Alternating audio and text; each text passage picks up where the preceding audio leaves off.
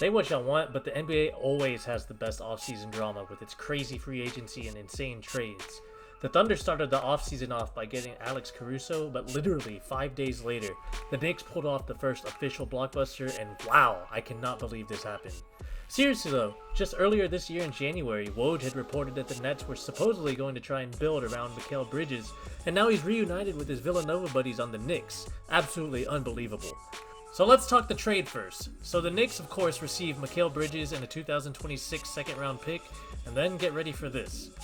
Brooklyn receives 4 unprotected first-rounders in 25, 27, 29, and 31, a protected 2025 first-rounder via the Bucks, and a 2025 second-round pick. Also, they get a 2028 unprotected pick swap, but Jesus, man, this just set the trade market at an insane bar for this upcoming season.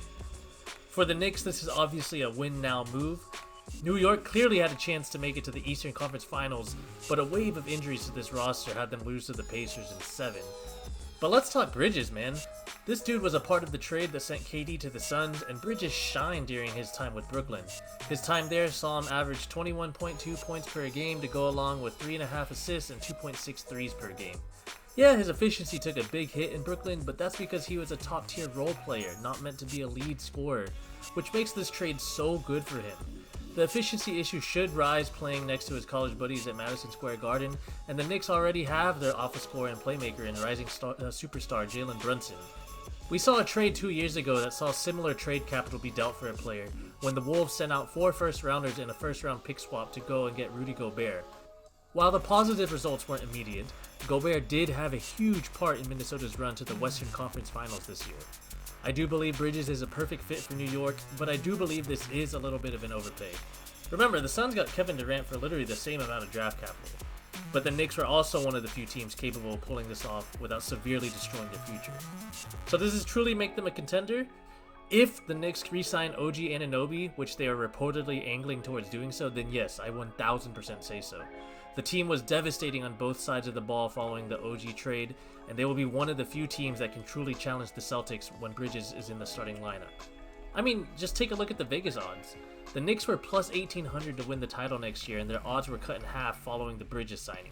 That's an insane shift and shows the type of impact this trade has on the team. As for the Nets, this was an enormous win for them. All of a sudden, the Nets are loaded with draft picks and are officially devoting themselves to going all in on a rebuild. Props to them, as they knew they were getting nowhere near contention with Bridges in the lead role. And not only that, but they got off of Bridges' increasing contract for an expiring contract in Bojan Bogdanovic. Every angle you look at it, Brooklyn completely aced this trade. I mean, hell, them trading away Kevin Durant all that time ago has essentially turned into what, 9-10 first rounders? With all the flack they got for going in on that failed Big 3, I think we can safely say they have basically fully recovered from that. Let me know in the comments what you guys think. Does this make the Knicks a contender? Was this an overpay? I would love to hear your guys' thoughts, man. And as you can see, I'm a new content creator here, so any kind of feedback or criticism is greatly appreciated. Leave a comment, drop a like, and hit the subscribe button, and I'll see y'all next time.